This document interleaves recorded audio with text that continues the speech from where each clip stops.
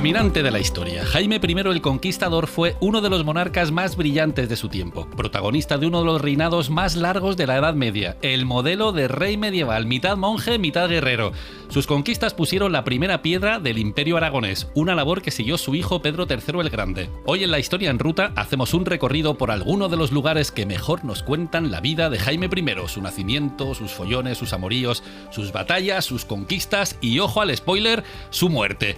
Hoy se sube a la historia con nosotros Marta Belenguer. Es actriz, es dona móvil, es valenciana y es amiga. Hola, Marta. Hola, ¿qué tal? Hola, Marta. Qué suerte que me llevéis, ¿no? De viaje. La nuestra tenerte aquí. Claro, porque creo que sabes mucho de esta ruta, ¿no? Bueno, es una ruta que me pilla de cerca. Sí, la ruta del bacalao, no. La ruta valenciana, sí. Tierras de Valencia, esas son mis tierras. Esas son tus tierras, sí. Muy bien. Pues hoy en La Historia en Ruta nos ponemos en marcha para recorrer nuestra particular ruta de Jaime I. Si quieres acompañarnos, súbete a la historia.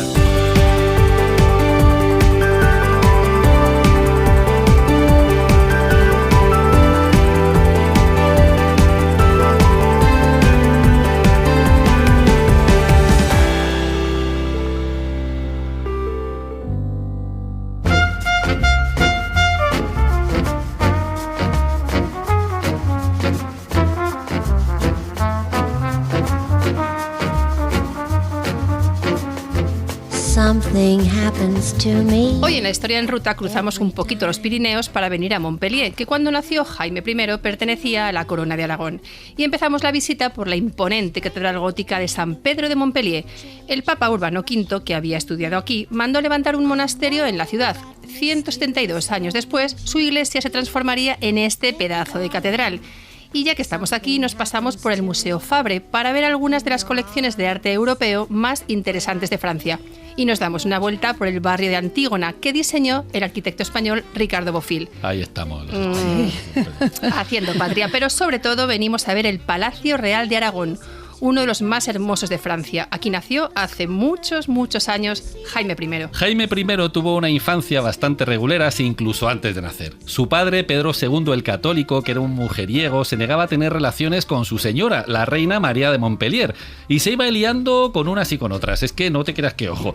Con la legítima esposa abandonadita, el rey no podía tener un legítimo sucesor, y eso, caminantes de la historia, era un problema. Pues sí. Una de esas noches locas, el rey se citó con una dama que le tenía gustado, que le puso una condición: oye, que se vieran a oscuras. Eso es muy sospechoso, ¿no? Eso es sospechoso, ¿no? El cuarto oscuro de la época. El cuarto oscuro. ¿Pero qué es esto? Lo que pasa es que al rey le voló ese rollito citas ciegas, ese rollo cuarto oscuro. Sí, le gustó. Y se fue, pero vamos, de cabeza. Lo que el rey no sabía es que la que estaba ahí agazapada y a oscuras no era la dama, sino su señora, la reina María, que las dos se habían conchavado. La habían pillado, vaya pero sustico se llevó. Claro, cuando acabó la faena y se encendieron las antorchas, allí estaban los testigos que, como mandaban los cánones medievales, pues dieron fe del asunto y de que aquello había sido consumado, ¿no? Al rey se le habían dado con queso y claro, se cabreó tanto de que le engañaran que se fue dando un portazo y apareció pegando mamporrazos como un loco en la batalla de las Navas de Tolosa. Fíjate cómo se va hilando es que todo la estaba historia, cabreado porque es que el engaño fue... Sí, pero bueno, podía haber hecho, yo qué sé, dar un golpe en la mesa, ¿no? Él se lía y venga a batallar. ¿Cómo eran? Bueno, el caso es que la reina María se quedó embarazada, mira tú qué puntería. Pues y cuando nació el pequeño, María ordenó encender 12 cirios, cada uno con el nombre de uno de los 12 apóstoles. Su hijo se llamaría como el apóstol del cirio que más tiempo durara. And the winner fue... Santiago el Mayor, Jaime para los amigos. Hubo suerte porque pudo caer Bueno. Así que claro, pues así nació Jaime I. Y para poder seguir contando sus historias, nos marchamos al castillo de Monzón.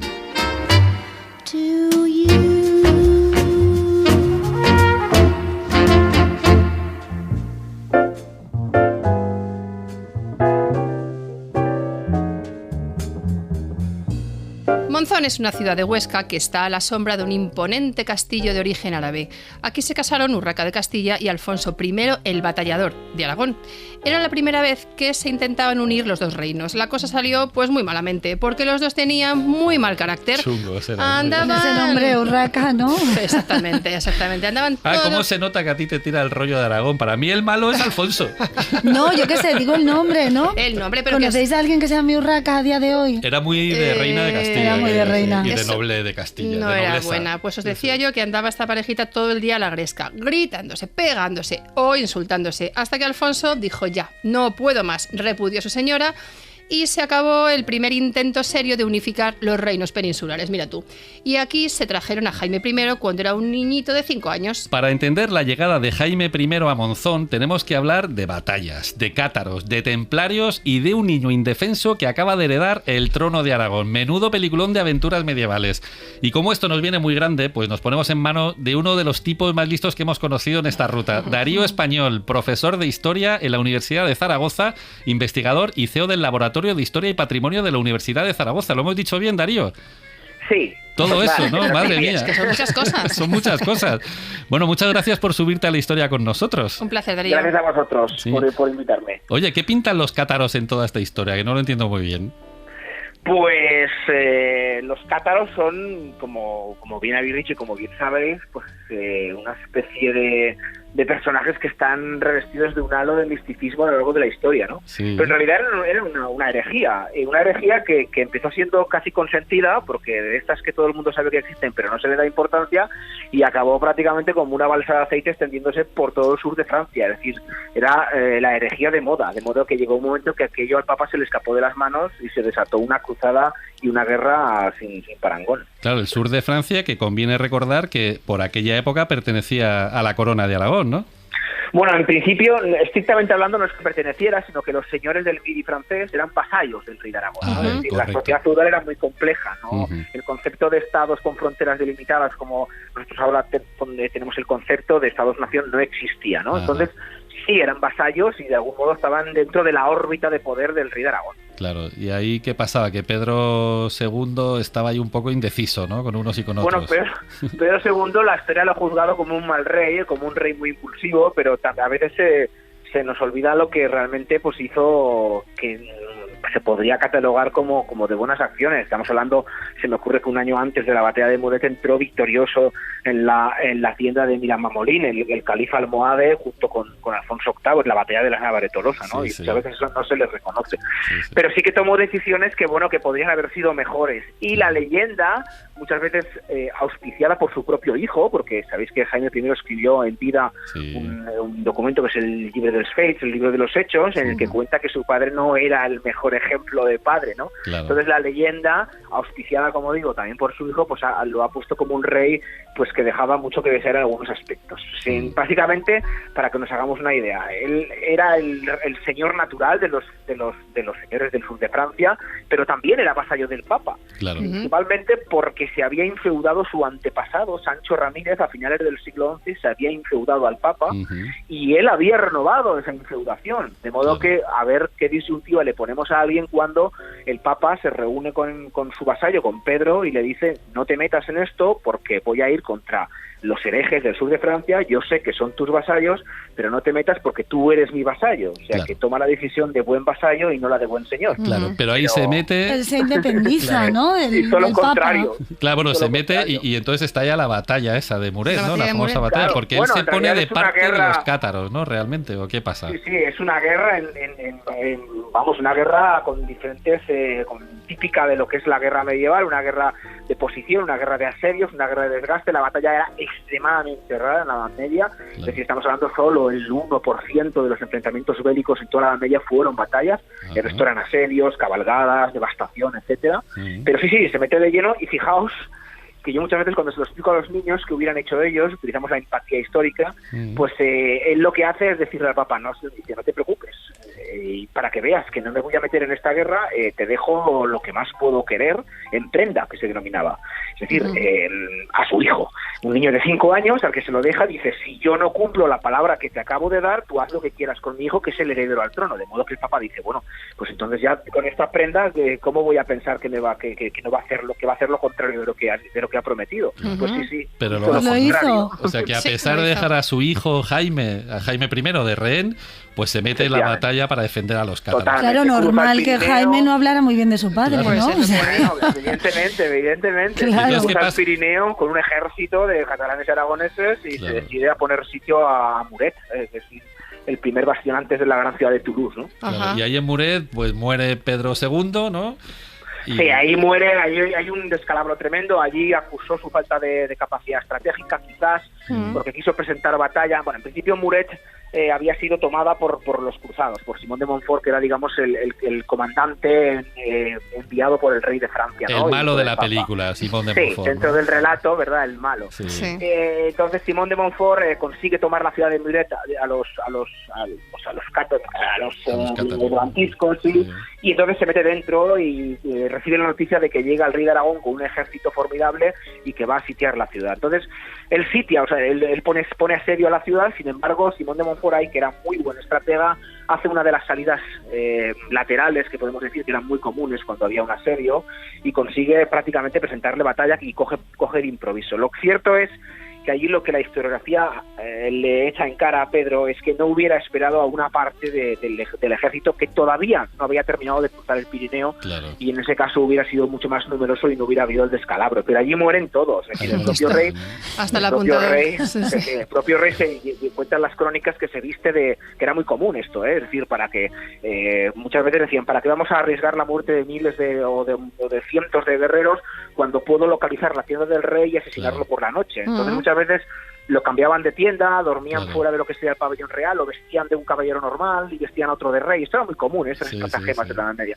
La- Y esto lo el hicieron en contraespionaje, ¿no? Muret, efectivamente. Pero no le sirvió de nada. No le sirvió de murió nada. aquel día. Bueno, entonces, claro, el pobre Jaime se queda huérfano de padre y de madre en menos de un año, ¿no? Y ahí es cuando entran en juego los templarios, ¿o cuándo entran los templarios? Bueno, los templarios entran en juego porque entra en juego el papado. Claro. Y los templarios, la orden del temple, era el brazo armado del papado. Es decir, Ajá. la revolución gregoriana que había supuesto a finales del siglo XI y principios del XII, la primera cruzada, en el sentido de que el papado pasaba de ser, digamos, un poder estrictamente espiritual a serlo también temporal, es decir, a tener ya pues una capacidad de influir directamente en los reinos y en los territorios, Sí, y sí. que mejor que tomando los santos lugares, pues implicaba también la creación de las órdenes militares, que no eran otra cosa más que extender el brazo del papado, pero ya con un brazo armado. Claro. Las órdenes militares han pasado a la posteridad porque eran el arquetipo de lo que no había podido conseguir el caballero laico. Es decir, los caballeros iban a la guerra en verano y en primavera, y en invierno trabajaban o administraban sus feudos, de modo que la guerra era completamente estacionaria. Las órdenes militares fueron el primer cuerpo profesional entrenado todos los 365 días del año Claro. para una causa, en este caso entrenado, alimentado, preparado al efecto para combatir. Es decir, es una revolución desde el punto de vista también militar, ¿no? Porque no existían los ejércitos regulares, podemos decir. Entonces, Darío, pero dime, dime. lo que queremos saber es por qué estamos en Monzón entonces, porque los templarios, que son estos señores tan preparados, Eso es, porque los ¿cómo acaba templarios- Jaime I? Pues ¿Cómo porque acaba el en Papa Monzón? dice, Sí. qué mejor que negociar la venida del niño rey a la corona de Aragón, y una vez que ya lo he conseguido liberar de ese cautiverio, el Papa intercede y decide, bueno, que es que casi es peor porque va a caer de la sartén en las brasas, pues Claro. porque en Aragón se había desatado una guerra civil. Claro. Cuando no hay rey, pues todo el mundo quiere coger su parte de poder, en fin, Sí. familiares del rey luchaban por el poder, entonces de modo que el Papa lo que hace es donar o dejarle la protección de ese niño rey a quien de verdad podía protegerlo de sí mismo, podemos decir, de su Claro. propio reino, y esos eran los templarios. Esos eran los Entonces, templarios. se ha dicho que los templarios lo educaron, pero en realidad más que educarlo estaban protegiéndolo. Vale. Nadie iba a poner sitio al castillo de Monzón cuando había un ejército básicamente de templarios que estaba protegiendo al niño rey, Claro. O sea, que realmente fue por eso. Es muy interesante porque aquí salen los tres grandes ejes del triángulo de poder que hay en toda la Edad Media, que es el Papa contra los reyes y los reyes contra los nobles, ¿no? A ver quién puede más al final. Ahora, ¿no? sí, un Claro. triángulo que se perpetúa durante cientos de años. Efectivamente. Bueno, Darío, de verdad, Nos muchísimas quedaríamos gracias. contigo hoy en Monzón. Darío Español, profesor de historia, pues muchas gracias, pero es que nos tenemos que ir corriendo a Peñíscola. Pues venga, muy bien, a disfrutar y sobre todo los castillos templarios. Yo le llamo a la gente a que venga a visitarnos a Monzón, un castillo único y la verdad es que visualmente es espectacular. El temple cobra vida. El temple cobra vida en Monzón, qué bonito, Eso sí señor. Iremos, Darío. Iremos seguro. Muy bien. Un abrazo, seguimos ruta. Un abrazo cordial. Gracias. Saludos. Adiós.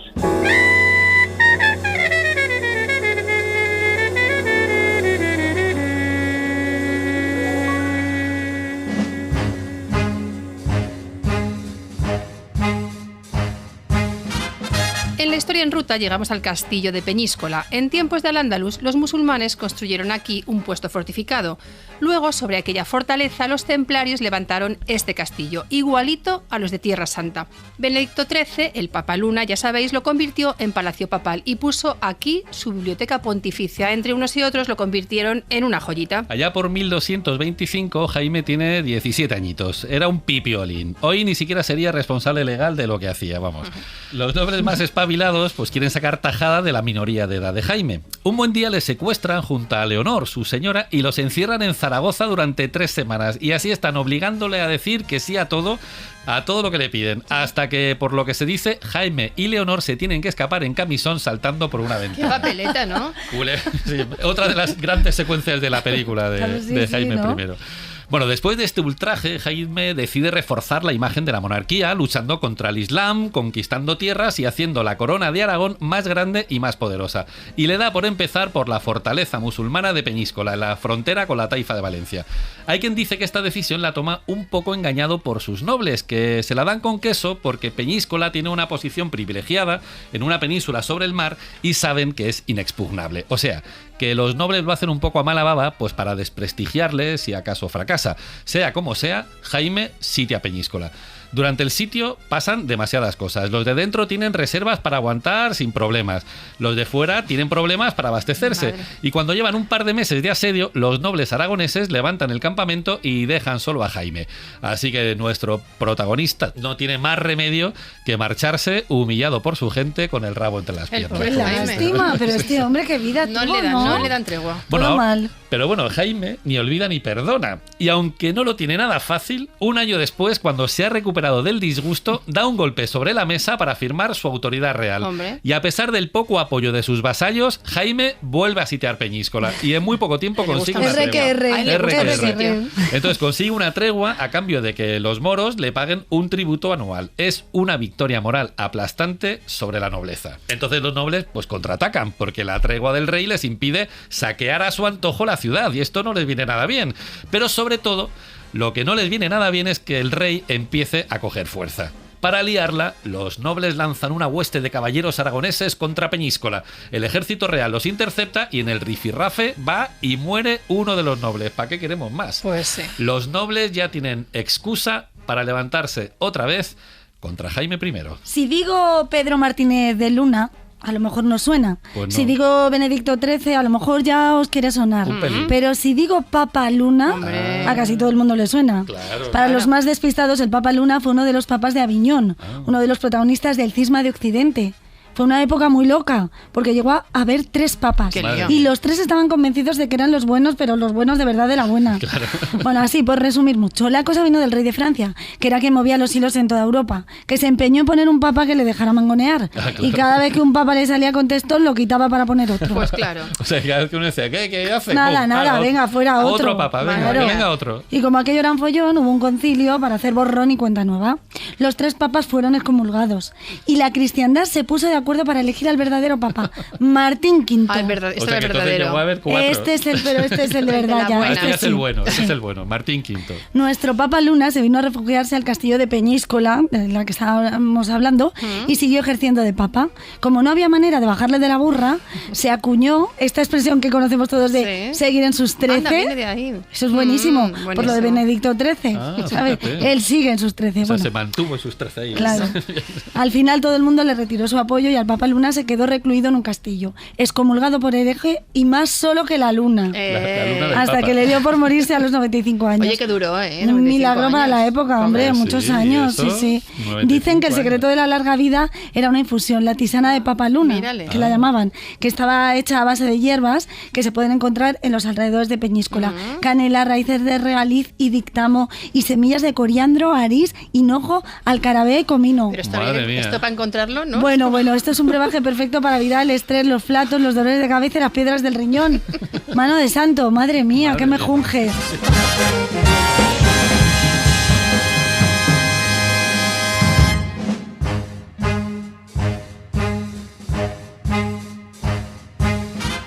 El monasterio de Santa María de Benifasa, monumento histórico-artístico, se levantó sobre el castillo musulmán de Beni Hassa, que me encanta a mí decirlo así, como en árabe.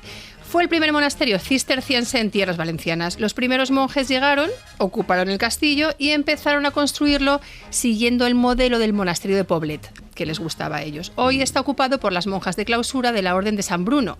Si vienes, que deberías venir, ya te digo yo, solo puedes visitar la iglesia, qué pena. Jaime I el Conquistador tenía una amante que se llamaba Teresa Gil de Vidaura, que era monísima. Teresa le dijo al rey que si quería mambo tenía que pasar por el altar, y Jaime fue y le dijo que sí, que vale, que se casaría con ella. En aquel tiempo eso sonaba a promesa formal que había que cumplir.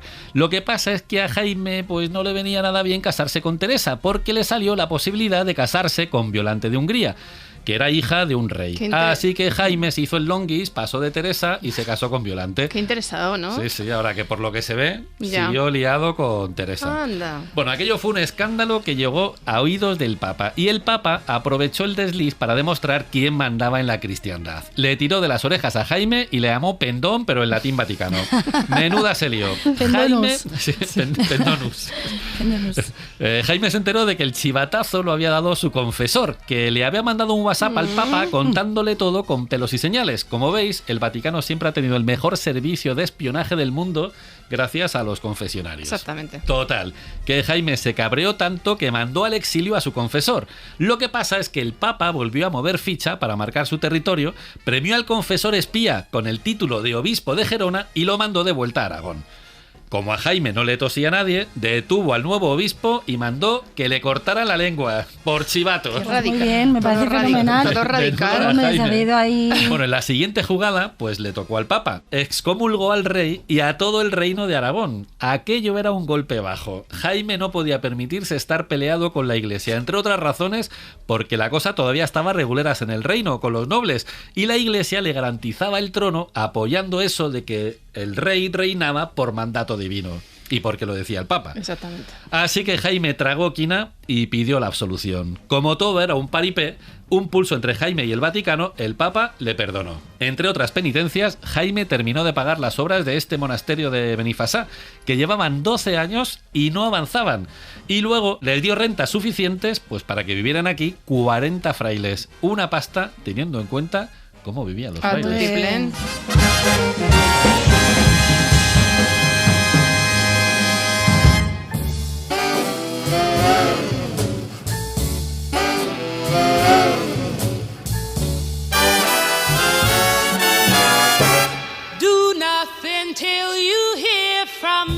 Y ahora nos venimos al Cañiz, en Teruel. Es patrimonio de la humanidad por partida doble, por las cuevas rupestres del Val del Charco y por las tamborradas, los repiques rituales de tambores que son para verlas en streaming y sobre todo para oírlas. Yo he Claro. estado, ¿habéis estado? No. Sí, Buah, eso es una Pues, brutalidad. pero tenemos, ¿no? Eso Maravillosas. es, madre mía, muy emocionante. Bueno, si vienes, pásate por la Plaza de España para ver de golpe el Ayuntamiento, la Lonja y la Iglesia de Santa María la Mayor. Aquí en el Cañiz, Jaime I se reunió para organizar la conquista de Valencia, de mi tierra, con un señor muy importante que se llamaba Blasco de Aragón. Blasco de Aragón era el jefe de una de las 9 familias más nobles de Aragón. Un tipo listo, audaz y ambicioso que había estado en todos los fregados. Sobrevivió a la batalla de Muret, en la que murió Pedro II el Católico, que hemos hablado antes, el Sí. padre Jaime. Traicionó a Jaime I en el primer intento de conquistar Peñíscola y le prestó dinero a Jaime. Como no era capaz de que se lo devolviera, pues un buen día, cuando Leonor, la repudiada primera mujer de Jaime, se volvió volvía a Castilla, a Blasco se le ocurrió montarse una pandilla de hombres armados y asaltar la comitiva de Leonor para cobrarse la deuda. O sea, que asaltó a la reina con 2 botones. Bueno, Jaime se cabreó tanto cuando se enteró y le desterró. Y Blasco se fue a Valencia de mercenario del gobernador Abu Zaid. Quedaos con este nombre. Bueno, Abu Zaid y Blasco se llevaban tan bien que Blasco se acabó mudando al palacio del jefe, que no falte de nada. Vale. Este Abu Zaid era tío de un califa almohade que lo había enchufado como gobernador de Valencia. Ahora, que el cargo era un marrón, porque los almohades tenían muy mala fama de corruptos. Además, los cristianos del norte se los estaban comiendo por los pies y tenían demasiados mal rollitos con los vecinos musulmanes de Murcia. O sea que vamos, que estaba aquello no como para gobernar. Cuando se hizo coleguita de Blasco de Alagón, estuvieron ahí living la vida loca a costa de los valencianos. Hasta que al tío califa le dio por morirse y de un día para otro Abu Zaid se quedó sin padrino. Y para colmo de males hubo una plaga de langostas que arruinó las cosechas y la gente lo estaba pasando. De las que se comen, ¿no? Las langostas de la plaga bíblica. Un buen día apareció un tal Zayán, un noble musulmán que se hartó de Abu Zaid, se sublevó contra él y acabó tomando la ciudad de Valencia. Abu Zaid salió por patas con su séquito, su familia y con su Blasco de Alagón. Y se fue a Aragón, que rima, pero no es lo mismo. Se fue a Aragón. Como estaba sin padrino, Abu Zaid se alió con Jaime I, nuestro Jaime, para ver si entre los dos recuperaban Valencia y Abu Zaid se libraba de Zayán. A estas alturas, los catalanes estaban a tope pacificando Mallorca, que acababan de conquistar, por cierto. Así que Jaime pensó que le vendría bien apoyarse en los nobles de Aragón y se fumó la pipa de la paz con Blasco de Alagón. A cambio de su apoyo, Blasco se quedaría con las plazas que conquistara. Idas y venidas, que teje-manejes, sí. Ahora te apaño, pero ya no pasa eso. Así es toda la Edad Media. No, ya no. Ya no. Bueno, un buen día, un poco por su cuenta, Blasco conquistó Morella, en la frontera musulmana. Precioso. Jaime I se quedó con la mosca detrás de la oreja, porque quería evitar a toda costa que Blasco se montara un chiringuito independiente en Morella. Así que lo primero que hizo fue decirle que no pensaba cumplir su palabra y que no podía quedarse con Morella. Ni de Blas. Ya está. No.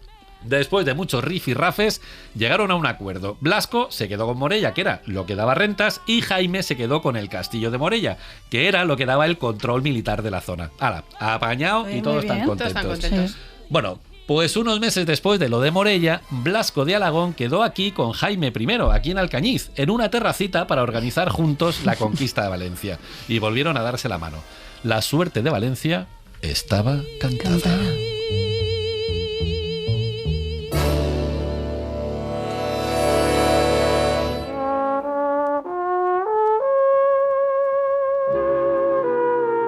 Jaime I se casó 3 veces, con Leonor de Castilla, con Violante de Hungría y con Teresa Gil de Vildaura. Esta era de la lengua del obispo, con la que al final acabó casándose. Menos mal, pobrecita. Sí. Pues sí, veréis. Con Leonor tuvo un hijo, el infante Alfonso, el primogénito, el heredero, vamos. Pero Jaime era mujeriego y acabó repudiando a Leonor. Qué raro. Qué raro. El matrimonio se anuló por razones de parentesco. Vamos, como que se acaban de enterar, ¿no? Uy, pero si somos Yo primos. también. Anda, qué tontería. Ay, mira. ¡Qué tontería! Si tenemos un hijo ya y no nos hemos enterado. De verdad. Aún así, Jaime I reconoció a Alfonso como heredero. ¿Qué le vamos a hacer? Aunque la verdad sea dicha, hasta ese momento pues tampoco tenía otro. Cuando quiso volver a casarse, dicen que el Papa le sugirió 2 candidatas. Le dijo, mira, te ofrezco la hija de un duque o la hija del rey de Hungría. Y este, como no era tonto, dijo, oye, pues la del rey. Claro. Sí. Violante de Hungría. Violante era una extranjera monísima, de rubia melena y ojos azulones, vamos. Jaime tuvo un cupidazo nada más verla y se pusieron a tener hijos como churros. En sus memorias Jaime la llama queridísima mujer mía. Ahora, que todo esto no quita que le pusieran los cuernos con Teresa. Él era ahí pico pala. Sí, sí. En fin, Violante era una mujer ambiciosa, de las que decían eso de yo por mis hijos mato. Así que le puso la cabeza loca a Jaime para que dejara colocados a los niños. ¿Y Jaime qué hizo? Pues los colocó. Pues los colocó. Veréis cómo los colocó. A Violante, la mayor, la casaron con Alfonso X el Sabio. Muy bien. A Pedro le dejaron como Pedro III de Aragón. Jaime fue rey de Mallorca. Mira qué bien. Isabel, futura señora del rey de Francia. Felipe III el Atrevido. A Constanza la casaron con un infante de Castilla. Fernando, este murió joven, hija, menudo disgusto. Pobrecito. Sí. A Sancho le pusieron de arzobispo de Toledo y también murió guerreando contra los moros. Sancha se fue de peregrina. ¿Y qué le pasó? Pues que murió en Tierra Santa. Oye, pero Sancha muy intrépida, ¿no? Muy intrépida en aquella Se época. fue de peregrina. Fíjate. Sí. Sí, y a María, la pequeña, la pusieron de madre superiora, que es que el nombre ya la iba conduciendo. 9. 9. A ella. 9 hijazos, Y madre todos mía. colocadísimos. Y todos Todos colocados. colocadísimos. Todos estos movimientos provocaron varias marimorenas entre Jaime I y Alfonso. Acordaos, el hijo de la primera, de Leonor, la repudiada, que empezó a ver cómo su padre andaba repartiendo la herencia entre los hermanastros, que vamos, que se veía dos velas. Claro. Esto, padre e hijo, llegaron a enzarzarse en un amago de guerra civil. Para resolver los follones se vinieron aquí, a Alcañiz, a convocar unas cortes que zanjaran la herencia. Lo que pasa es que a Violante este acuerdo le entró por un oído y le salió por el otro. Y siguió matando por el futuro de sus retoños. Claro. Sí. Violante, esta mujer a mí como que me interesa porque estuvo ahí al lado de su Jaime en todo. Ya veréis, en casi todo momento. Le acompañó en el asedio a Valencia. Estuvo en las negociaciones de paz, hizo la entrada triunfal en la ciudad, ayudó a resolver las tiranteces con Castilla para ver quién se quedaba como el reino cristiano más grande de la península. Vamos, que era una gran mujer, pero sobre todo era una gran profesional. Una gran profesional. Que supo adaptarse a sus obligaciones como reina y a digerir el espíritu conquistador de su marido en lo territorial y en lo carnal, que le ha dado muchos disgustos. Muchas conquistas, ¿no? Sobre todo, chicos, en lo carnal. Además de los 10 hijos legítimos, Jaime I tuvo varias amantes que le siguieron dando hijos bastardos a cascoporro, a saber. Blanca de Antillón le dio a Fernando Sánchez de Castro, Berenguela Fernández a Pedro Fernández de Híjar, es que es un no parar este hombre, Teresa Gil de Vidaure a Jaime de Jérica y Pedro de Ayerbe, y que así resonantes los nombres, ¿no? Todos, sí. Son pomposos, sí, claro. Todos. Después de casarse con ella, llegó una sobrina nieta de Leonor, Berenguela Alfonso, monísima. Esta, mira, se murió de repente y no le dio tiempo a tener hijos, sino... Fíjate. La pobre Violante estaba muy malamente de lo suyo, claro, porque en 12 años tuvo 9 partos. Madre mía. Esto no hay quien lo aguante. Y de los de la época. Bueno, que claro, no- 9 partos de Claro, entonces. claro, Madre claro, mía, claro, sin eso epidural. Sin eso nada. no hay Sin cuerpo epidural. que lo Estos, aguante. los naturales que nadie... Sí. Sí.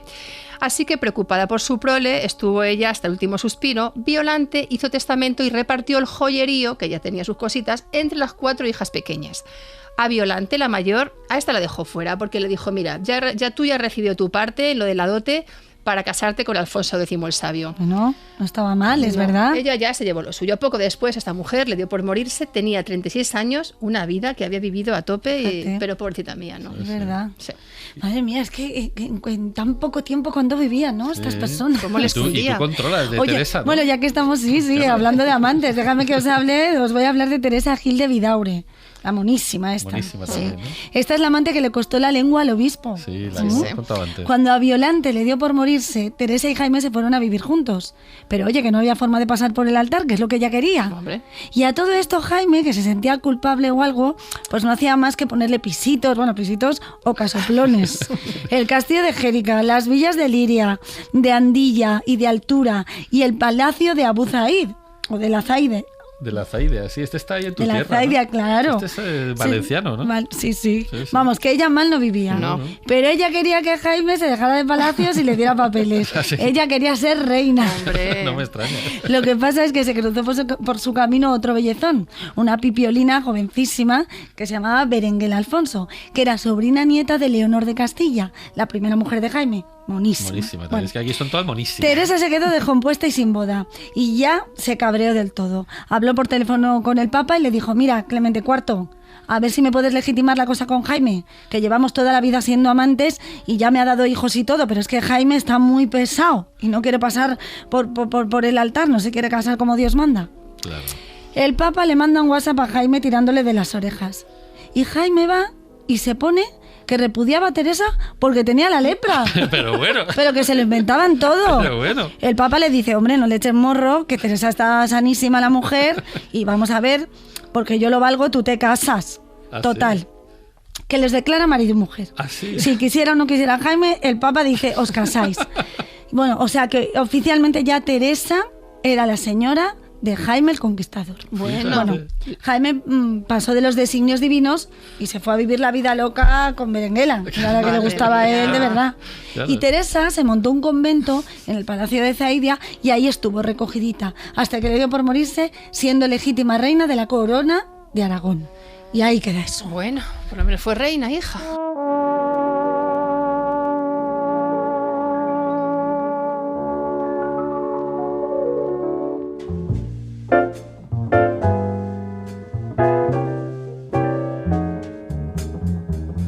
Y ya estamos en Burriana y aquí nos espera Josep Palomero, escritor, académico de la Academia Valenciana de la Lengua, que nos va a hacer maravillosamente bien de Cicerone. ¿Qué tal, Josep? ¿Cómo estás? Bien, buenos días, bien, buenos estupendo. Días. Un poco de calor, pero es lo normal de la época. Bueno, muchas gracias por subirte a la historia con nosotros. Yo estoy encantado. Oye, ¿es verdad que el Cid fue el primero que guerreó por estas tierras? Pues sí, porque él cuando salió de Castilla, por aquel lío que tuvo con el rey, era un mercenario. Claro. Y entonces aquí se puso, digamos, al servicio del emir de la taifa de Valencia, Al-Qadir, que era tributario del rey Alfonso VI de Castilla. Y entonces él dominó a los invasores almorávides, que se enfrentaron a Al-Qadir en 1086 y en el 94 definitivamente. Y claro, estuvo por acá. Y en el cantar del mío Cid, pues hay unos versos que hacen referencia a esto. Dicen: contra la mar salada compesó de guerrear, a oriente eixe el sol, sale el sol, e tornosa esa part. Mío Cid ganó a Xèrica, e a Onda, e a Almenar, tierras de Burriana, todas conquistadas las ha. Porque qué claro, maravilla, las tierras de Burriana era una gran extensión de la llanura que llamamos la Plana. Desde Sagunto hasta Oropesa, prácticamente. ¿Y esa Burriana árabe cómo era? Unos dicen que era pequeña, tenía unas 3 hectáreas, ¿no? Claro, en relación a otras escalas, como Valencia era pequeña, claro. Pero para estar situada en medio de una llanura donde solo estaba ella, no era tan pequeña. De hecho, cuando la conquista el rey Jaume I, en castellano Jaime I, pues de aquí dice que salen 7.032 moros. Esos son muchos moros, ¿eh? 7.000 moros. 7.032 son muchos, porque claro, ¿de cuánta gente se componía el ejército de Jaume I? Pues de 1.000 personas. Claro. 800 peones y 200 de caballo. Es verdad que pensamos en esos ejércitos y pensamos que son como los de ahora, que son miles y miles de caballeros, ¿no? Como las películas, pero siempre eran casi un puñado, diríamos, ¿no? David, es que el ejército de Aníbal eran 80.000, ¿eh? Ah, sí, fíjate. Una pregunta, ¿y cómo se planteó el rey la conquista de esta población? Pues fue muy inteligente, porque la conquista de lo que después se llamó el Reino de Valencia empezó por Morella. Morella y Ares del Maestre. Eso en 1032. Y en 1033, en lugar de ir tomando los pequeños castillos que puntuaban la Sierra de Espadán, etcétera, pues este hombre fue directo al corazón, directo a Burriana. Y estuvo aquí un par de meses, guerreando. Y claro, tampoco tenía víveres, porque lo primero que hacían era talar todo lo que pillaban, para dejar sin víveres a los sitiados. Y entonces tuvo que contratar un par de galeras que salieron del puerto de Tarragona llenas de víveres para alimentar al ejército, que solo eran 1.000, pero eran 1.000. Pero hay que darles de comer, de cenar, de desayunar. Y entonces pues usaron máquinas de guerra, es decir, lo que entendemos por catapultas, minas, se minaba para poner un explosivo o en fin en la base de la muralla, y estuvo 2 meses, pobre, tenía 25 años y pasó mucha vergüenza porque en cierto modo exclama en la crónica, dice: este lugar que no es más grande que un corral de vacas, me cuesta tanto. No podían, ¿no? Y los nobles lo que querían era levantar el campamento e irse a la siega, porque esto era el desde julio. Claro. Y los nobles no se llevaban muy bien con Jaime tampoco, ¿no? Estaba siempre ahí. Porque es que cada uno tenía sus intereses. Claro. Y él, su interés era, pues, esto era una cruzada en definitiva, ¿no? Claro. Era avanzar, ir tomando tierra, ganando territorio, incorporarlo a la corona, porque de cada incorporación con la consiguiente repoblación pues iban cobrando las franquicias, claro. Los molinos, los peajes, todo esto lo cobraba el erario real. Háblanos un poco de la arquitectura, porque sobre la mezquita arrasada, ¿no? El rey que levantó una iglesia cristiana que tenía unas características, ¿no? Bueno, sobre la mezquita es una hipótesis, pero es probable que se aprovecharan las basas, los basamentos de la antigua mezquita. Y sí, aquí se levanta el primer templo de nave única con bóveda de crucería, que es una gran novedad arquitectónica. El primer templo, entiendo, de la Corona de Aragón. Sí, ¿no? Efectivamente, sí. Y de lo que será el Reino de Valencia. De Valencia, claro. ¿Y qué pasa? Pues que le sale grande para una población que después de la repoblación debería tener como mucho, pues 800 personas, y cuando acaba en el ábside, lo tapian. Y utilizan solo el ábside como iglesia, hasta que en el siglo XIV pues ya se levanta la nave y se va haciendo. Y ahí había una tradición muy curiosa, ¿no? Respecto a una tumba, un sepulcro que se encontró. Hay algo, ¿no? Algo singular que nos cuenta. ¿Qué pasó? ¿Qué se encontró? Hay algo singular ahí, ¿no? Sí. Pues mira, su segunda esposa con la primera, no recuerdo si tuvo hijos. Sí, Alfonso, hemos hablado de él. Sí, claro. Muy enfrentado. Pues su segunda esposa, Violante de Hungría, que era hija efectivamente del rey de Hungría, pues residió aquí en varias ocasiones y tuvo, por lo visto, un hijo masculino, abortivo. Masculino porque está enterrado en la parte del Evangelio y abortivo porque está enterrado fuera.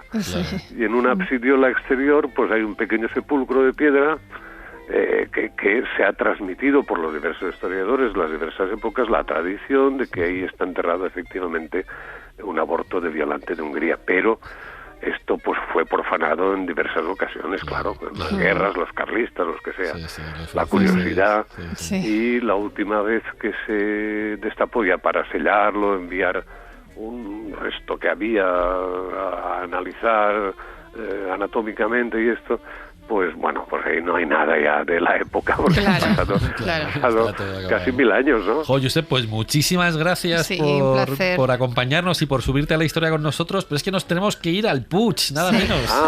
El Puig. Desde el Puig salió la conquista de Valencia. Efectivamente. Ya que nos vamos. Pues eso lo vamos a contar. Muchísimas gracias, todo muy Josep. bien. Encantada de conocerte. Igualmente, Josep. Marta. Un saludo. De reconocerte. Sí. Bueno, es que es verdad que no hemos contado que Marta y Josep se conocen profesionalmente, sí, digamos, profesionalmente, ¿no? Porque él escribió un libro en el que se basa una adaptación televisiva de una serie que yo interpreté hace muchos años, yo era jovencita, que se llamó El secreto de la porcelana. Precioso también, sobre la historia del... El director ha fallecido recientemente, Roberto Bodegas, sí, una persona gran tipo, maravillosa, sí. Josep, nos volvemos a encontrar, escribe cosas chulas para mujeres mayores, que ya soy mayor. Mujeres estupendas. Bueno, madura. Encantada. Hasta luego y buen viaje. Gracias, Josep. Adiós. Buen día.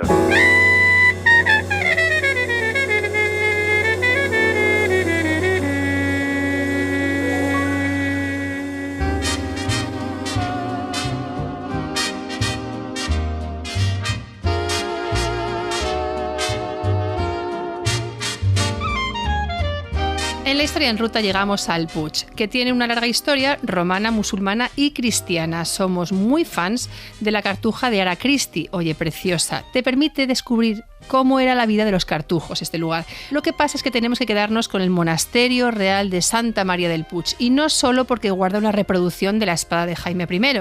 Venimos aquí para vivir de primera mano uno de los momentos más mágicos de la vida de Jaime I. Año 1237, una tropa cristiana conquista el Puig, una plaza estratégica que abre la puerta a la conquista de Valencia. Poco después, los soldados cristianos empiezan a ver todos los sábados una columna de 7 estrellas que ilumina la falda de un monte.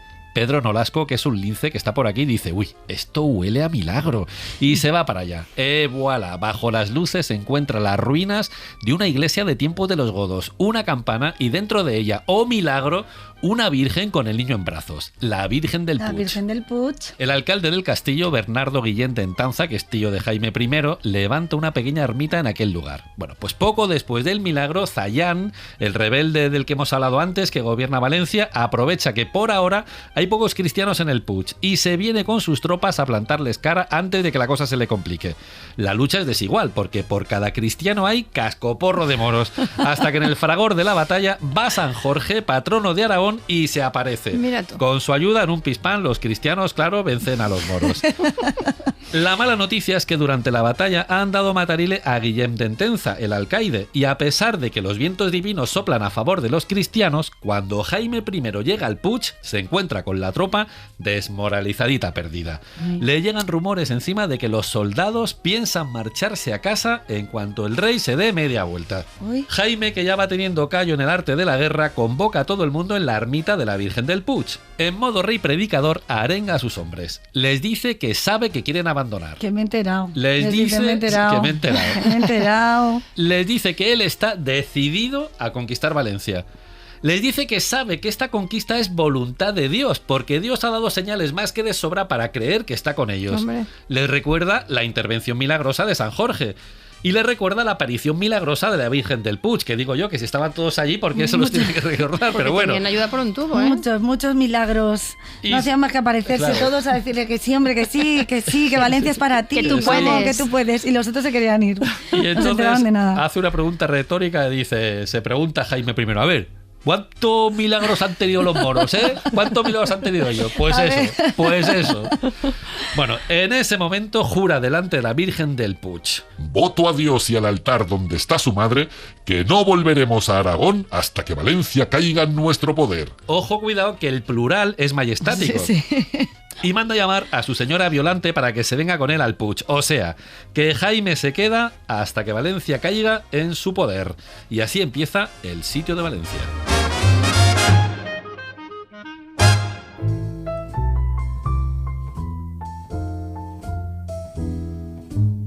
Y llegamos a Valencia. Hay tanto que ver aquí que, mira, no sabemos ni por dónde empezar. Esto Hay mucha mandanga es Mucha uno mandanga. para en Valencia. Así, uno de los imprescindibles es la iglesia de San Nicolás y San Pedro Mártir. Esta es la Capilla Sixtina Valenciana. Se llama así porque su última gran reforma corrió a cargo del mismo arquitecto que restauró la Capilla Sixtina, la del Vaticano, está así. Claro, muy bien. ¿Estamos acertados o no, Marta? Que tú controlas ya Valencia. Sí, bueno, yo a San Nicolás he ido mucho. Sí, ¿no? Pero era el patrono de los imposibles. Mi madre le tenía mucha fe a San Nicolás, de verdad te lo digo, sí. Está en la calle Caballero, ¿no? Es la iglesia Sí, de San Nicolás sí, de la sí, calle sí, sí. Caballero, sí. ¿Y la catedral gótica qué tal? No, ¿No? ¿La has practicado poco? poco, Sí. menos. Pues mira, Es preciosa, sí, Sí. sí, pero la iglesia de San Nicolás mucho Mucho más. más. Para ti, Sí. mucho O sea, para más. ti, tú eres de San Nicolás. Emocionalmente sí, porque ya te digo que es que mi madre era muy devota. muy, muy devota, pero bueno, os diré que esta catedral gótica de Santa María de Valencia tiene la torre del campanario del Miguelete o el Miquelet, preciosa, sí. que dicen Al que no he hay- subido nunca, también os lo digo. Es que ¿No has la... subido No, tampoco? no. Pues no te lo pierdas, Pues hay que porque subir. dicen que en su interior está el Santo Grial, la Sí. copa que utilizó Jesús en la última cena. Esto merece la pena verlo. Sí, Así sí, que sí. este Santo Grial, este sí, Grial, es sí, el sí. mismo que estuvo en Jaca y en San Juan de la Peña, que ha tenido su periplo.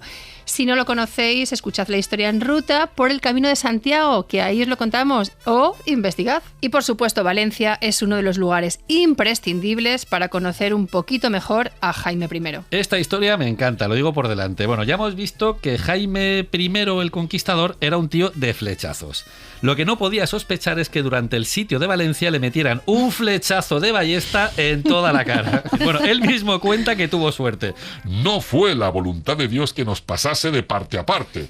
Es decir, que se le clavó, pero no le salió por el otro lado. Bueno, y en pleno cabreo va el tío y se lo arrancó de cuajo con sus propias manos para seguir con el asalto. Menudo animal. Era un- Era un Hulk. Sí, bueno, también cuenta que chorreándole la sangre por toda la cara, se la tuvo que lavar como buenamente pudo y se echó a reír. Para que no desmayase el ejército. O sea, todo- tú imagínate. No, hombre, que no pasa nada. Va, Pero bueno, es que luego estuvo 4 días con la jeta hinchada y casi no podía ni ver. Bueno, pues en cuanto bajó la hinchazón, el tío se montó a caballo y, como él dice, Recorrimos el campo para que todos cobrasen buen ánimo. es decir, todo con tal de que la tropa no se le desmoralizara. O sea, él lo hacía por la tropa. Bueno, después de esto, Sayán, el rey que estaba en Valencia, pues ya se vino abajo y dijo, Jupitos, es que no hay quien pueda con Jaime I. la suerte ahora sí que sí estaba echada. Zayán vio que de esta palmaban de hambre y pensó que no era plan,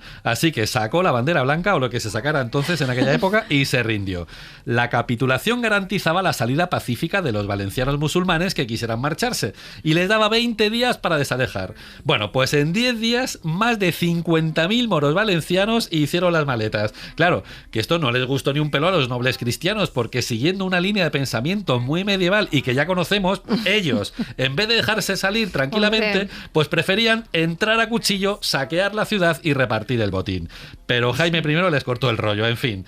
El 9 de octubre, Jaime, la reina Violante y la comitiva real hicieron entrada triunfal por la puerta del temple, camino de la mezquita principal, que enseguida se convirtió en catedral. Todavía se conserva una capilla en la catedral que recuerda la primera misa que se celebró aquí. Oye, pues mira, uno de mis lugares favoritos de Valencia es la Lonja. Es un lugar bastante desconocido, está junto al Mercado Central y la iglesia de los Santos Juanes.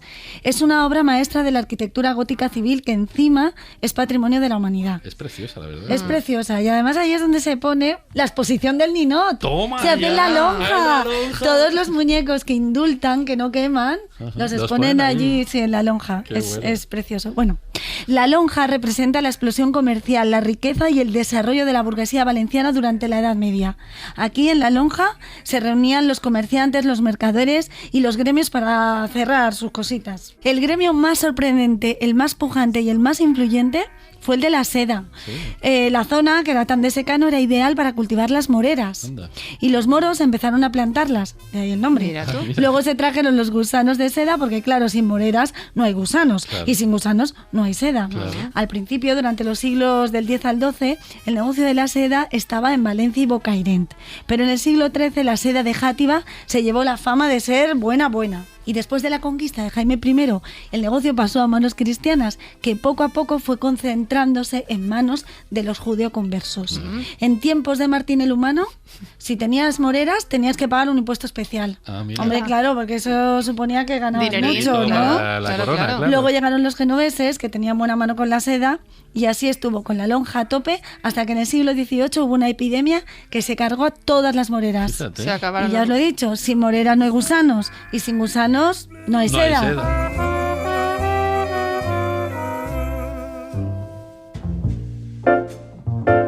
Y estamos en Xàtiva y nos encontramos en este punto con Sergio Rubio, que es guía, historiador y encargado del archivo de Xàtiva. ¿Cómo estás, Sergio? Hola, buenos días. Muy bien. ¿Cuál es la importancia de Xàtiva a nivel estratégico? Xàtiva, en realidad, a lo largo de la historia siempre se ha configurado como una ciudad estratégicamente bastante relevante, por motivos geográficos y por motivos económicos y comerciales. Es una ciudad que se encuentra, digamos, entre la costa y el interior, además en una zona de paso de la principal ruta comercial de la península, que era desde época romana la Vía Augusta, por tanto era un lugar de control, y además se encuentra en un terreno geográficamente bastante llano, con una montaña desde la cual se tiene visión de todos los alrededores. Y eso es lo que le interesaba a Jaime I, ¿no? Me imagino. Claro. Jaime I, durante la empresa de la conquista de todo el territorio, una vez conquista la capital, Valencia, en 1938, tiene que continuar conquistando sobre todo la zona más sublevada, digamos, más rebelde, que era toda esta zona que conocemos como la Vall d'Albaida, los límites con Castilla, y por tanto tener Xàtiva y sobre todo el castillo, esa fortaleza que tenía la ciudad de Xàtiva desarrollada en época islámica, era muy importante para atender a estas condiciones estratégicas. ¿Qué vestigios quedan en Xàtiva del paso de Jaime I? En realidad, si venís a Xàtiva podéis encontrar muchísimas cosas. Yo creo que tenemos una ciudad que no es muy grande, pero podemos sentirnos orgullosos de tener un gran patrimonio. Desde una ciudad que sobre todo se comienza a configurar en época islámica, gracias a la conducción del agua, pues comienza a desarrollarse urbanísticamente la ciudad, pero concretamente en época de Jaume I, a partir del siglo XIII, vamos a ver que se fortifican, digamos, las defensas de la ciudad, tanto las murallas como el monumento principal de Xàtiva, que es nuestro castillo. Castillo que tiene una estructura musulmana, pero un alzado, una construcción, unos sillares, unos muros, que son de época medieval a partir del siglo XIII. También conservamos la puerta por la cual entró Jaime I a la ciudad de Xàtiva, que se encuentra, ahora mismo está adherida a una ermita. Sabéis que muchas veces las construcciones militares, posteriormente, cuando dejan de tener esa función militar, se reaprovechan para otras funciones. En este caso, una torre que se encontraba dentro del tramo de murallas se aprovechó para construir un ermitorio, una construcción eclesiástica, que es curioso. Pues por ahí cruzaremos, por esa puerta por la que cruzó Jaime I a Játiva. Bueno, yo lo digo en castellano, perdóname, yo digo Játiva, pero será Jaume I en Xàtiva. Es que lo digo fatal. Xàtiva.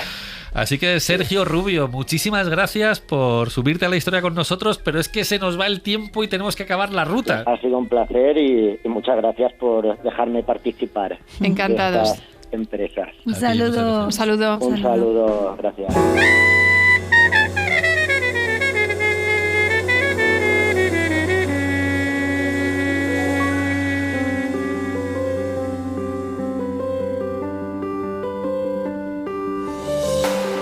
esto no da para más. Hoy se ha subido a la historia con nosotros Marta Belenguer, que está dando mandobles con la espada de Jaime I. Gracias, Madre mía, Marta. claro, yo valenciana me habéis traído adrede a este, que es el que me gusta a mí. De Valencia, viva la ruta del bacalao y de Jaime I.